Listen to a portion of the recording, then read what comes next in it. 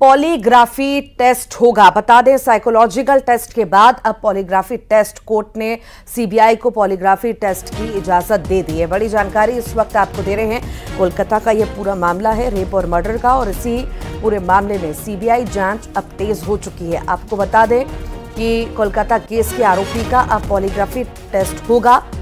Psychological test हुआ था पहले, और उसके बाद अब जो है पॉलीग्राफी टेस्ट होगा, और इसके बारे में जानकारी भी दी गई है। और साथ ही साथ आपको बता दें कि कोर्ट ने सीबीआई को पॉलीग्राफी टेस्ट की इजाजत दे दी है।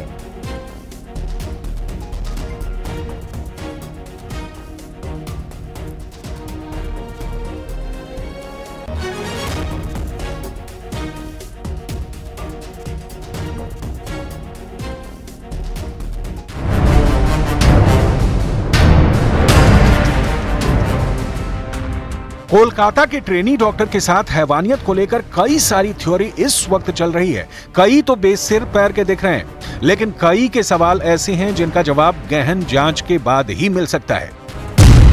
जिसमें पहली थ्योरी है, क्या ट्रेनी डॉक्टर के साथ रेप हुआ या फिर ये गैंग रेप था? अगर गैंग रेप था तो इसमें कितने लोग शामिल थे? इस थ्योरी के पीछे की वजह है 150 मिलीग्राम सीमन का मिलना। हालांकि इसे लेकर भी कई तरह की शंका जताई जा रही है कि ये सीमन है भी या नहीं। दूसरी थ्योरी, क्या ट्रेनी डॉक्टर के साथ दरिंदगी कुछ लोगों की साजिश थी? इसे लेकर कहा जा रहा है कि हो सकता है कि कुछ लोगों ने बदला लेने के लिए इस तरह की घिनौनी वारदात को अंजाम दिया हो। तीसरी थ्योरी बड़ी दिलचस्प है, जिसे लेकर कहा जा रहा है कि हो सकता है कि ट्रेनी डॉक्टर के साथ हैवानियत में अस्पताल का कोई स्टाफ भी इन्वॉल्व हो। चौथी थ्योरी, जिसके आधार पर पुलिस ने संजय रॉय को गिरफ्तार किया और मामले को रफा दफा करने की कोशिश की, लेकिन कुछ भी अभी तक साफ नहीं। सवाल वही है, 8 और 9 अगस्त की दरमियानी रात को कोलकाता के आरजी कर अस्पताल के सेमिनार हॉल में क्या हुआ था? इस संवेदनशील मामले में सबसे महत्वपूर्ण सबूत मिलना अभी बाकी है, और वह सबूत है डीएनए जांच रिपोर्ट। जी हां, डीएनए जांच रिपोर्ट आने के बाद यह साफ हो पाएगा कि इस वारदात में संजय रॉय अकेला शामिल है या फिर कुछ और लोग भी इस वारदात में शामिल थे। जाहिर तौर पर अगर इस घटना को एक से ज्यादा लोगों ने अंजाम दिया है तो आने वाले वक्त में सीबीआई की जांच का दायरा और बढ़ सकता है। यही वजह है कि सीबीआई रेप और हत्या से जुड़े हर एक एंगल की बारीकी से तफ्तीश कर रही है।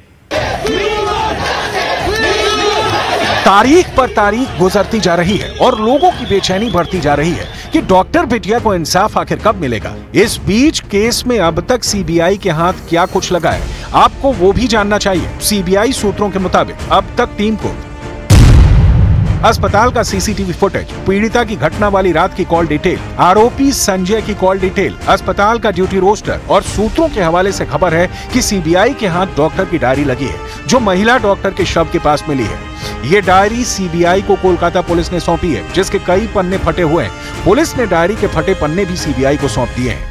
सीबीआई के सामने चुनौती बड़ी है, क्योंकि केस की शुरुआत से यह भी कहा जा रहा है कि सबूतों के साथ छेड़छाड़ करने की कोशिश हुई है। सीबीआई को जो सबूत हाथ लगे हैं उसके आधार पर पूछताछ की जा रही है। केस में सीबीआई के रेडार पर अब कौन कौन है वो भी देख लीजिए। सीबीआई जिन लोगों से पूछताछ करने वाली है उसके लिए 30 से 35 लोगों की लिस्ट तैयार की गई है। इस लिस्ट में पीड़िता के दोस्तों के नाम है, साथ काम करने वाले इंटर्न, डॉक्टर के नाम है, अस्पताल के गार्ड और सुरक्षा कर्मियों के नाम भी शामिल है।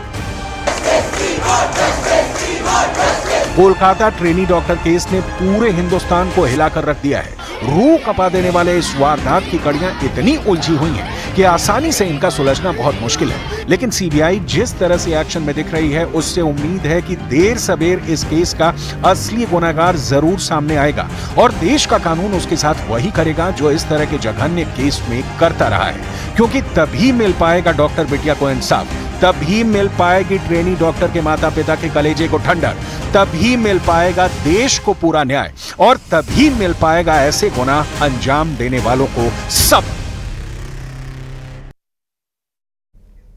कोलकाता रेप और मर्डर केस को लेकर अब टीएमसी में 2 फाड़ हो चुके हैं। टीएमसी के नेता अभिषेक बनर्जी की चुप्पी पर ही सवाल खड़े कर रहे हैं। पार्टी के सीनियर नेताओं के इस मुद्दे पर सामने नहीं आने पर साफ लगने लगा है कि अस्पताल की घटना पर टीएमसी में न सिर्फ मतभेद है, बल्कि पार्टी 2 खेमों में भी बढ़ चुकी है। आपको रिपोर्ट दिखाते हैं।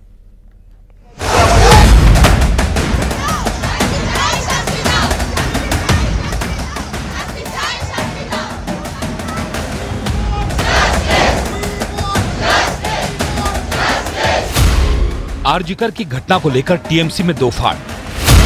क्या तृणमूल कांग्रेस के भीतर सब कुछ ठीक ठाक नहीं है? क्या कहती है अभिषेक बनर्जी की चुप्पी? पार्टी के भीतर ही उठने लगे हैं आलोचना के सुर। आरजीकर अस्पताल की घटना को लेकर राजनीतिक गलियारों में कई सवाल उठ रहे हैं। टीएमसी के भी कई नेताओं ने 9 अगस्त को आरजीकर मेडिकल कॉलेज में हुई घटना के बाद प्रशासन द्वारा उठाए गए कदमों पर सवाल उठाना शुरू कर दिया है। इस बीच पार्टी महासचिव अभिषेक बनर्जी की चुप्पी ने मामले को और गंभीर बना दिया है। पार्टी नेता कुणाल घोष ने भी इस मामले पर ममता बनर्जी के नेतृत्व में लड़ाई लड़ने की बात कहते हुए अभिषेक बनर्जी की चुप्पी पर सवाल उठा दिए। शीर्ष नेत्री ममता बंदोपाध्याय তিনি নেতৃত্ব দিচ্ছেন এবং আমাদের সেনাপতি সর্বভারতীয় সাধারণ সম্পাদক অভিষেক বন্দ্যোপাধ্যায়কেও সক্রিয়ভাবে এই লড়াইতে সামনে চাই। অভিষেক বন্দ্যোপাধ্যায় সক্রিয় নেই। पार्टी के सीनियर नेताओं के इस मुद्दे पर सामने नहीं आने पर साफ दिखने लगा है कि आरजीकर की घटना पर टीएमसी में न सिर्फ मतभेद हैं, बल्कि पार्टी दो खेमों में भी बढ़ चुकी है। हालांकि लगातार उठ रहे सवालों पर टीएमसी नेता फिरहाद हकीम सामने आए और इन अटकलों को बेबुनियाद बता दिया। কোনো মতভেদ নেই, কিছু নেই। মমতা ব্যানার্জির সাথে আমাদের সৃষ্টি তো মমতা ব্যানার্জি। অভিষেক সবসময় সক্রিয় আছে, এই নয় যে সবসময় মুখ দেখিয়ে সক্রিয় থাকতে। অভিষেক অত্যন্ত সক্রিয় আছে এবং আমাদের সাথে আছে।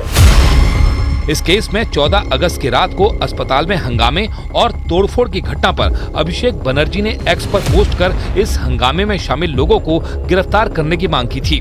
साथ ही प्रदर्शन कर रहे डॉक्टरों की मांग को उचित और जायज बताते हुए सरकार से उनकी सुरक्षा को प्राथमिकता देने की भी बात कही थी। जिस वक्त ममता बनर्जी ने रेप और हत्या के आरोपियों के लिए मौत की सजा की मांग करते हुए रैली निकाली थी, उस वक्त भी अभिषेक बनर्जी कहीं नजर नहीं आए। जबकि टीएमसी के दिग्गज नेता और राज्यसभा सांसद सुखेंदु शेखर राय भी 14 अगस्त को विरोध प्रदर्शन के दौरान अकेले ही धरने पर बैठ गए।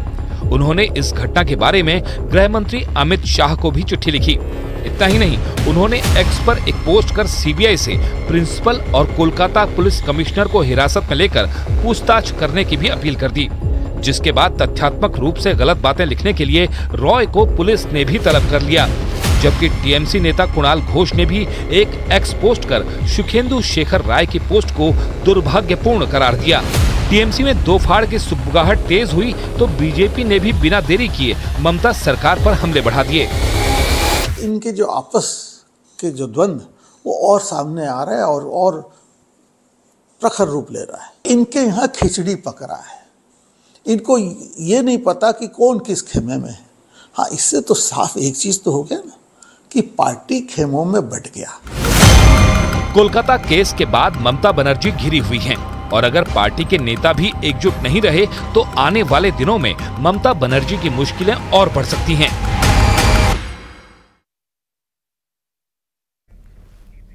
और चलिए बात करेंगे दुर्ग की। छात्रा को आत्महत्या के लिए उकसाने वाला गिरफ्तार हुआ है। आरोपी छात्रों को पुलिस ने गिरफ्तार कर लिया है। छात्रा का अश्लील वीडियो बनाकर वायरल किया था। छात्रा ने घर पर फांसी लगाकर आत्महत्या कर ली थी। पदमनापुर थाना क्षेत्र का ये पूरा मामला बताया जा रहा है। तो यहां पर जो है युवती को, छात्रा को ब्लैकमेल किया गया था। आपको बता दें, छात्रा को आत्महत्या के लिए उकसाने वाला अब गिरफ्तार हो गया है। दरअसल अश्लील वीडियो बना दिया था और छात्रा को ब्लैकमेल कर रहा था। अब उसकी जाकर के गिरफ्तारी हो गई।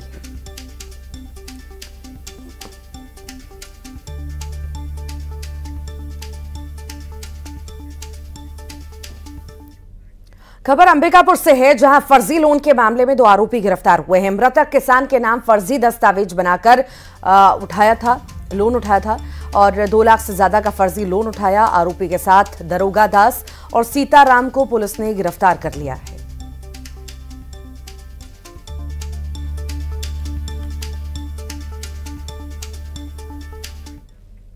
बेमेतरा में बुजुर्ग की हत्या से सनसनी फैल चुकी है। पुरानी रंजिश के चलते पड़ोसी ने हत्या कर दी। घटना के बाद कठिया गांव में सनसनी फैल चुकी है। हत्या करने वाला आरोपी मौके से फरार हो चुका है। तो पुरानी रंजिश में पड़ोसी ने हत्या की है और अब इस पूरे मामले में जांच पड़ताल चल रही है। आरोपी मौके से फरार हो चुका है।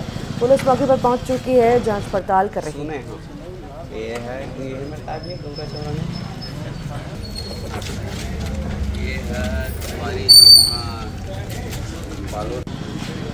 ठीक सुने हो तो बेमित्रा का पूरा मामला बताया जा रहा है। फिलहाल इस मामले में अभी जांच पड़ताल जारी है, पर आपको बता दें कि बुजुर्ग की हत्या यहां पर हुई है। पुरानी रंजिश बताई जा रही है और पुरानी रंजिश के चलते पड़ोसी ने हत्या कर दी है। और यहाँ रुक रहे हैं एक ब्रेक के लिए।